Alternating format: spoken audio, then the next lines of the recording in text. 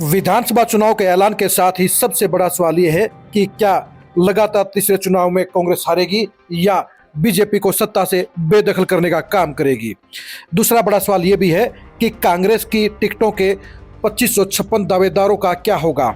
90 टिकटों की घोषणा होने के बाद कितनी सीटों पर कांग्रेस को बगावत का सामना करना पड़ेगा और कांग्रेस इन चुनौतियों से कैसे निपटेगी, कांग्रेस बागियों को कैसे ठंडा करेगी और बागी कितनी सीटों पर कांग्रेस का खेल बिगाड़ने का काम करेंगे। जी हां, आज की खरी खरी खबर में आप देखिए कि कांग्रेस को कितनी सीटों पर, किन सीटों पर बगावत का खतरा है।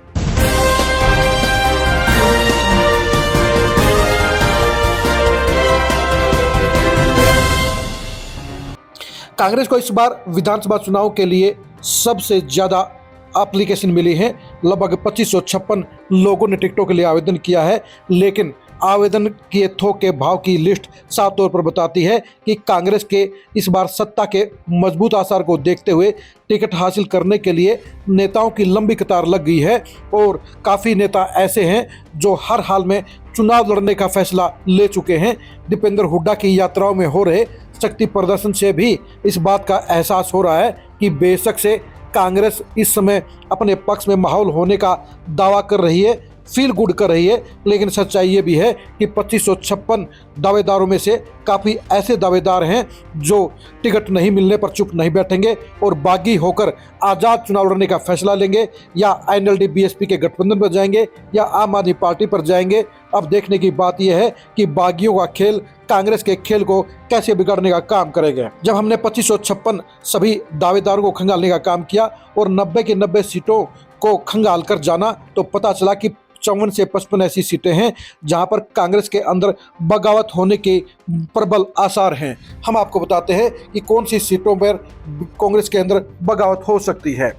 अंबाला सिटी, जगाधरी, यमुनानगर, टेहवा, शाहबाद, गुलाचिका, कलायत, पुंडरी, नीलोखेड़ी, इंद्री, असंध, करनाल, घरोंडा, पानीपत सिटी, पानीपत ग्रामीण, राई, बड़ौदा, गोहाना, जुलाना, जींद, उचाना, नरवाना, रतिया, फतेहाबाद, टोहाना, एलनाबाद, रानिया, आदमपुर, नलवा, हांसी, बरवाला, उकलाना, बहादुरगढ़, बादली, बवानीखेड़ा, तोशाम, लोहारू, बाढ़ड़ा, दादरी, नांगल चौधरी, नारनौल, अटेली, कोसली, बावल, पटौदी, गुड़गांव, बादशाहपुर, सोहना, पुनाना, फरीदाबाद, बल्लभगढ़, पृथला और हथीन। ये 54 सीटें ऐसी हैं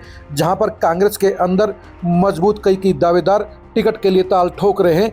ऐसे में एक को टिकट मिलने के बाद इन सीटों पर एक एक या दो दो बागी प्रत्याशी खड़े हो सकते हैं। कई सीटें तो ऐसे भी हैं जहां पर 3-3, 4-4 बागी भी ताल ठोकने का काम कर सकते हैं। यानी कि कांग्रेस के लिए खतरे की घंटी बजती नजर आ रही है, क्योंकि अगर 2556 दावेदारों में से अगर 1% यानी 25 लोगों ने 25 सीटों पर भी बगावत की ताल ठोक दी, बागी होकर चुनाव लड़ लिया, तो कांग्रेस के समीकरण बिगड़ जाएंगे। क्योंकि हम आपको बता दें कि हरियाणा में हमेशा 22 से 30 सीटें ऐसी रहती हैं जहां पर हार जीत का मार्जिन 5000 से कम होता है। 10 सीटें तो ऐसी भी होती हैं जहां हार जीत का मार्जिन 2000 से कम होता है।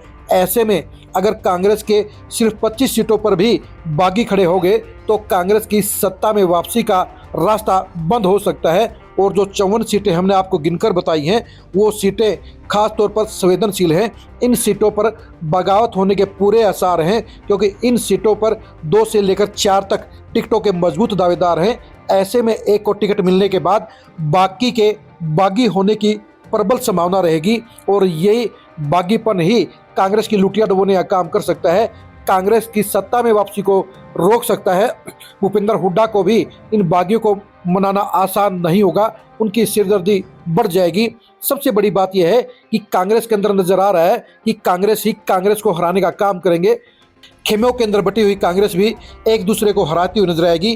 कांग्रेस के कई नेता दूसरे नेताओं के समर्थकों को जिताने की बजाय हराने का काम करेंगे, यानी कांग्रेस ही कांग्रेस का बंटाधार करेगी, कांग्रेस ही कांग्रेस का माहौल खराब करेगी। और ये चम्मन सीटों की सूची बता रही है कि यहाँ के हालात ठीक नहीं है, यहाँ के संकेत ठीक नहीं है और यहाँ पर प्रत्याशियों के और दावेदारों के चेहरे और मंसूबे साफ तौर पर बता रहे हैं कि अगर उन्हें टिकट मिली तो ठीक है और अगर टिकट नहीं मिली तो फिर वो बगावत के लिए तैयार हैं, वो हर हाल में चुनाव लड़ने की तैयारी कर रहे हैं। यानी कांग्रेस के अंदर हालात अच्छे नहीं हैं, कांग्रेस की जीत के आसार ज़्यादा हैं, लेकिन उतने ही आसार बगावत के भी हो रहे हैं, क्योंकि 2556 एप्लीकेशन इस बात की गवाही दे रही हैं कि कांग्रेस के अंदर इस बार टिकटों की मारामारी है, दावेदारों की भारी संख्या है। ऐसे में टिकट नहीं मिलने वाले लोग इस हालात में अपने आप को गोल्डन चांस में निर्दलीय तौर पर प्रत्याशी बनाकर चुनाव जीतने के लिए कोशिश करते हुए नजर आ रहे हैं।